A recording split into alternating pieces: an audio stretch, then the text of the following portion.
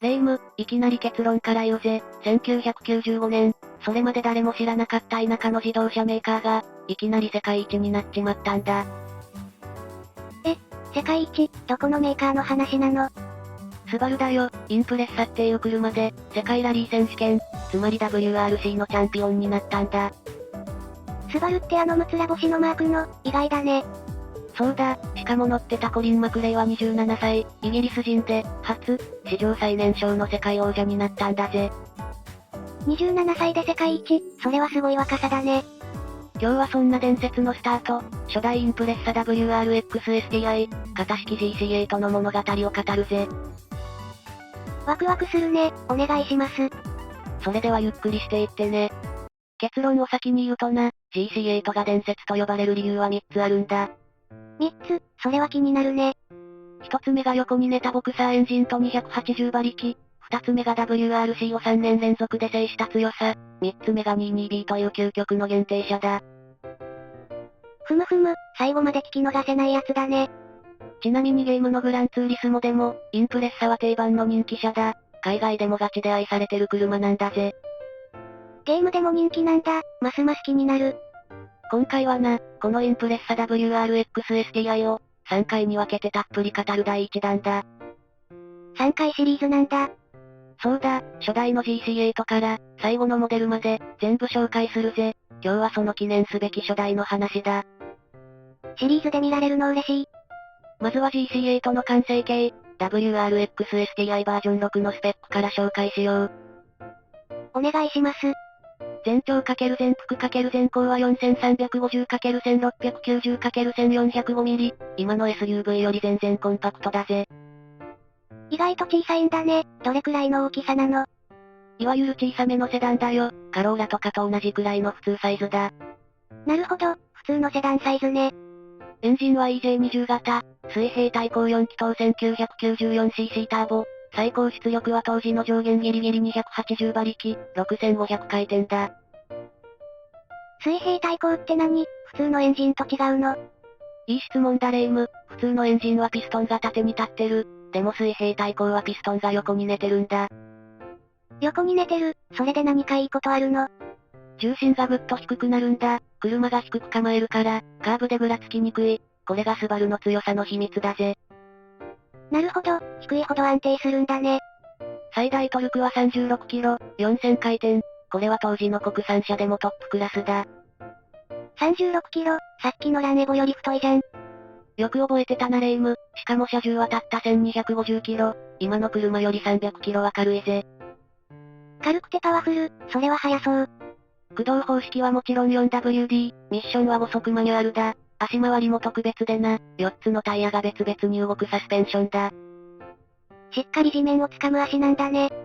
ブレーキも大きくて、止まる性能も WRC で鍛えられてる。タイヤは 205-50R16、新車価格は291万9000円だ。291万円か、当時としては高めだね。そうだな、でもこの中身を考えたら激安だ。さて次はこの車の心臓、ボクサーエンジンの魅力を深掘りするぜ。深掘り、聞きたい聞きたい。GC8 の一番の魅力は、やっぱりこの EJ20 ボクサーエンジンなんだ。さっきの横に寝てるエンジンだね。そうだ、このエンジンはな、1989年に初代レガシーに初めて積まれたんだ。1989年、結構昔から使ってるんだね。そこからずっと改良を重ねてきた名物エンジンだぜ。ドロドロドロっていう独特の音も人気でな。ドロドロ音、なんでそんな音がするの？左右で長さの違う排気管をわざと使ってるからなんだ。スバルの不当調液マニって呼ばれてる。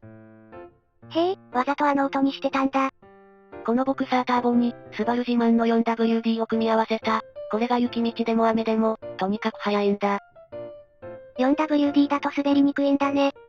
その通りだ。普通のスポーツカーは後輪駆動が多くて、雪が降ったらお手上げになる。でもスバルは 4WD だから平気ってこと？そういうことだ。だから雪国のお父さんたちに、めちゃくちゃ愛されたんだぜ。なるほど、実用的でもあったんだね。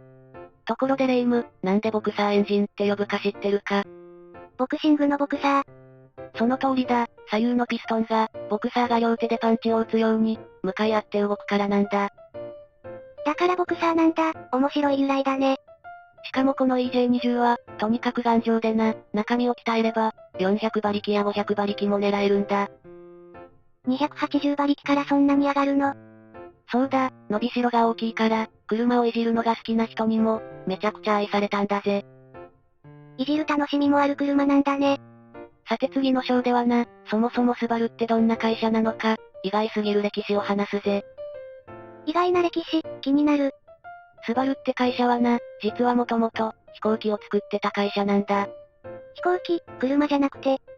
そうだ、前身は中島飛行機って言って、戦争中は戦闘機を作ってた会社なんだぜ。へえ、すごい技術を持ってたんだね。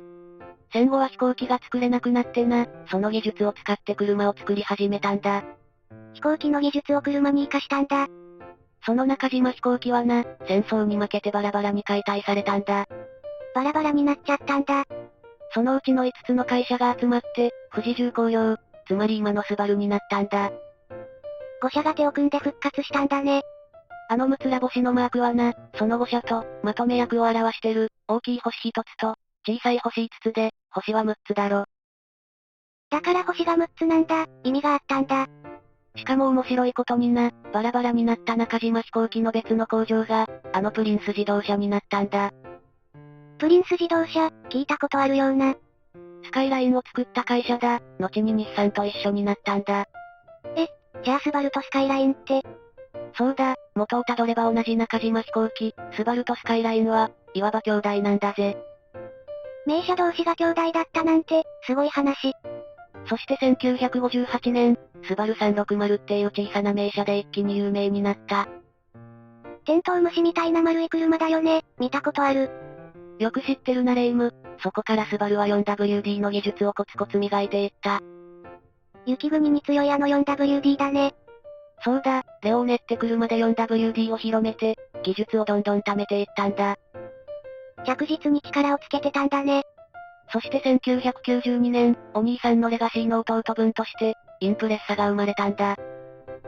インプレッサって弟だったんだ。しかも最初はな、実は普通のファミリーカーだったんだぜ。あんなに速いのに。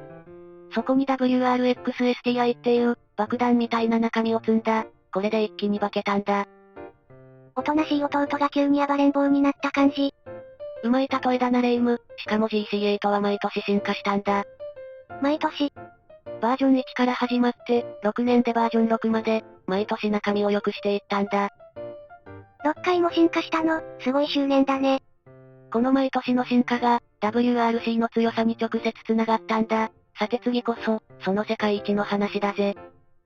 いよいよ世界一の話だね、楽しみ。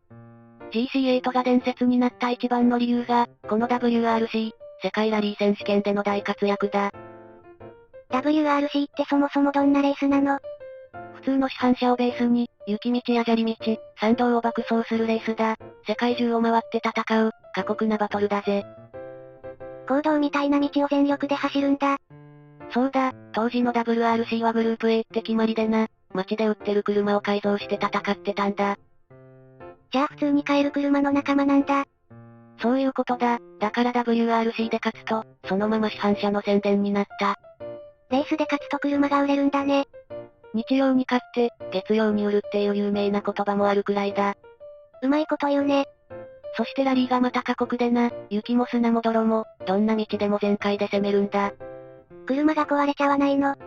壊れる寸前まで攻める。だから速さだけじゃなく、丈夫さも試される。インプレッサはそこが強かったんだぜ。速いだけじゃなく丈夫だったんだ。そうだ、そこでスバルは、1995年についに世界一の称号を2つ取ったんだ。2つって、どういうこと？一つはドライバーの世界一、これがさっき言ったコリン・マクレイだ。27歳の最年少王者だったよね。もう一つがメーカーの世界一、こっちはスバルにとって初めての栄冠だった。会社にとっても初めての世界一なんだ。しかもダレイム、スバルはこの後1996年、1997年も勝って、メーカー部門で3年連続の世界一になったんだぜ。3年連続、それはもう本物の強さだね。そしてこのマクレイのチームメイトが、これまたすごい男でな。誰だったの？カルロス・サインツっていう、スペインの大ベテランドライバーだ。サインツ、どこかで聞いた名前だな。今 F1 で活躍してるカルロス・サインツ、あの選手のお父さんなんだぜ。あの F1 の、親子揃ってレーサーなんだ。しかもお父さんのサインツは、すでに WRC で2回も世界一になってた名手だ。大ベテランがチームメイトだったんだ。若くて勢いのあるマクレイと、経験豊富なサインツ、この二人がチーム内でバチバチに競ったんだ。味方なのにライバルだったんだね。1995年は二人で1位2位を独占した戦いもあってな、当時のスバルはまさに無敵だった。二人で1位2位、最強チームじゃん。このマクレイって男がまた速くてな、攻めすぎてよくクラッシュもするんだが、それでも速い、ファンは熱狂したんだ。危なっかしいけど速い、確かに人気出そう。1995年の最後の戦いはな、マクレイの地元イギリスだったんだ。地元、つまりホームってことだね。そうだ、地元のファンの前で勝って、世界一を決めたんだ。これ以上ない最高の舞台だぜ。鳥肌が立つドラマだね。残念ながらマクレイは2007年、ヘリの事故で39歳の若さで亡くなった。そんなに早くに。今でも世界中のスバル乗りに愛される英雄だ。彼の青いインプレッサは永遠の伝説だぜ。かっこいいなぁ、胸が熱くなるね。さて次の章では、この GC8 の最終兵器、22B って化け物を紹介するぜ。化け物、気になりすぎる。GC8 の歴史で絶対に外せないのが、1998年に出た 22BSTI って特別なやつだ。22B、数字みたいな名前だね。これはな、スバルの WRC3 連覇と、会社の40周年を記念して作られた特別な一台なんだ。記念モデルってことね、何がすごいの？まずエンジンが特別だ。普通の GC8 は2.0リッターだが、22B は2.2リッターに大きくしてある。だから 22B の22なんだ。察しがいいなレイム、その通りだ。なんで2.2リッターに大きくしたかわかるか？ただパワーを上げるため。それもあるが、低い回転から力強く走れて、公道でも扱いやすくするためなんだ。サーキットだけじゃなく、街でも楽しめるんだ。そういうことだ。そしてボディも左右にワイドに張り出して、2ドアクーペの専用ボディになってる。2ドア、普通のセダンと全然違うんだね。見た目からして気合が違うんだ。そして衝撃なのが生産台数だ。日本でたったの400台しか作られなかった。400台、少なすぎるよ。しかもその400台が、発売してわずか2日で完売したって言われてる。2日、欲しい人殺到だったんだ。当時の値段は約500万円。GC8 の普通のモデルの倍近い値段だったんだぜ。それでも一瞬で売れたんだね。すごい人気。この 22B の開発にはな、プロドライブってイギリスの会社も関わってる。プロドライブ。スバルの WRC マシンを作ってた、ラリーのプロ集団だ。その技術が市販車に注ぎ込まれたんだ。レースのプロが作った市販車なんだ。だから 22B は、ただの記念モデルじゃない、WRC の魂がそのまま詰まった一台なんだぜ。それはもう走る芸術品だね。さて次はライバルの話だ。GC8 には宿命のライバルがいたんだ。ライバル、さっきのランエボかな。その通りレイム、GC8 最大のライバルが三菱のランサーエボリューション、通称ランエボだ。スバル対三菱の戦いだったんだ。この2台はな、同じ時代に、同じ WRC で、何年もガチンコで戦った間柄なんだ。まさにライバルって感じだね。インプレッサの GC8 と、ランエボの1型から6型は、まさに同じ時代の戦友であり敵だった。両方とも 4WD ターボのセダンだもんね。スバルは水平対向エンジン、三菱は 4G63 って縦のエンジン、方式は違うけど、どっちも速かったんだ。作り方が違うのに同じくらい速いって面白いね。日本中の車好きが、スバル派か三菱派かで盛り上がったもんだぜ。今でいう推し活みたいな感じだ。うまいこと言うなレイム、この2台のライバル対決があったから、お互いどんどん進化していったんだ。ライバルがいると強くなるってことだね。このスバル対三菱の戦いはな、ゲームの世界でも再現されてるんだ。グランツーリスモだね。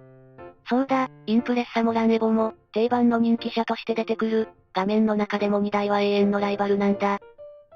ゲームでも対決できるんだ、熱いね。映画のワイルドスピードにも、スバルとランエボは出てくるぞ。世界中で愛される2台なんだ。映画スターでもあるんだね。さて次は、今この GC8 がいくらになってるか、驚きの値段の話をするぜ。投資の話だね、気になる。GC8 はな、今めちゃくちゃ値段が上がってるんだ。やっぱり、どれくらい上がってるの？状態のいい GC8 は、今や300万円から500万円が当たり前だ。新車価格を超えちゃってるんだぜ。30年前の車が新車より高いの？そうなんだ、さっきの 22B に至っては、状態次第で2000万円を超える値段もついてる。2000万円、もう高級車じゃん。なんでこんなに上がったか、理由は3つある。また3つだ、教えて教えて。1つ目は、もう新車で買えないから、2つ目は、アメリカの25年ルールで海外に流れてるから。25年ルールってランエボでも聞いたやつだ。よく覚えてるな、25年経った車は、アメリカに正規輸入できるって決まりだ。だから人気の GC8 が海を渡ってるんだ。日本の名車が減っちゃうね。3つ目は、シンプルにかっこよくて速いから、だから今が底値で、これからも上がると言われてる。欲しい人は今がチャンスってことか。ただし注意も必要だぜレイム、古い車だから、状態の見極めが大事なんだ。安いからって飛びつくと危ないんだね。そうだ、きちんと整備された個体を選べば、これほど楽しくて値上がりも期待できる車はないぜ。夢があるけど、目利きが大事なんだね。さて次は知ってたらどやれる、豆知識コーナーだ。待ってました。実は GC8 の STI っていう名前、これスバル本体じゃなくて別の会社の名前なんだ。スバルじゃないの？スバルテクニカインターナショナル、略して STI、スバルのモータースポーツ専門の会社だ。レース専門の特別チームってことね。そうだ、そこが手を入れた特別仕様だから、STI ってバッジがついてると価値が上がるんだ。STI バッジは本気仕様の証なんだね。ちなみに STI の初代社長はな、久世雄一郎っていう元ラリー選手なんだ。自分で競技を戦った人が、スバルのラリー魂を作ったんだぜ。自分も走ってた人か、それは熱いね。もう一つどやれる話がある、スバルのラリーカーといえば、青いボディだろ。WRC カラーの青と黄色だね。あの色はな、昔スポンサーだった555っていうタバコ会社のカラーなんだ。タバコの色だったの？そうだ、青地に黄色の組み合わせが、今でもスバルの象徴になってるんだぜ。スポンサーの色が今も愛されてるんだ、面白い。じゃあ GC8 の評判もちゃんと話しておこう。まずは良い点からだ。お願いします。良い点は、4WD のおかげで雨でも雪でも速いこと、そしてボクサーエンジンの低重心で曲がりやすいことだ。オールマイティな速さだね。逆に悪い点はな、燃費があまり良くないことと、古い車だから維持にお金がかかることだ。やっぱり古い車は手がかかるんだね。あとはボクサーエンジン特有の、オイル漏れに気をつけろってよく言われるな。なるほど、買うなら整備が大事ってことね。その通りだ。でもそれを差し引いても、乗る価値のある名車だぜ。手はかかるけど、愛される車なんだね。あと面白いのが、インプレッサ乗りはスバリストって呼ばれるんだ。スバリスト。スバルを愛しすぎた、熱狂的なファンのことだ。一度ハマると抜け出せないらしいぜ。沼だ。あのどこどこ運とパワーを知ったら、もう普通の車には戻れないっていうな。それだけ魅力があるってことだね。さてここでレイムに聞きたい、スバルの GC8 と、次に出てくる GDB、お前はどっち派だ？私は元祖の GC8 派かな。でも次の GDB も気になる。いい迷い方だな。見てくれてるみんなはどう思う？ GC8 派か GDB 派か、コメントで教えてくれよな。みんなのコメント待ってるよ。次回はいよいよ、GC8 の後を継いだ2代目、GDB の物語だ。さっき言ってたやつだね。この GDB がまた面白くてな、丸目、涙目、高めって、3回も顔が変わった珍しい車なんだ。顔が3回も変わるの？どういうこと？その秘密は次回たっぷり語るぜ。そしてもう一人の世界王者も登場する。お楽しみにな。うわぁ早く見たい。絶対見るね。ここまでご視聴ありがとうございます。これからも昔懐かしい車を紹介していきます。また見たいと思ったら、コメントやチャンネル登録もよろしくお願いします。それでは次回もお楽しみに。それじゃあ、また次回。またな。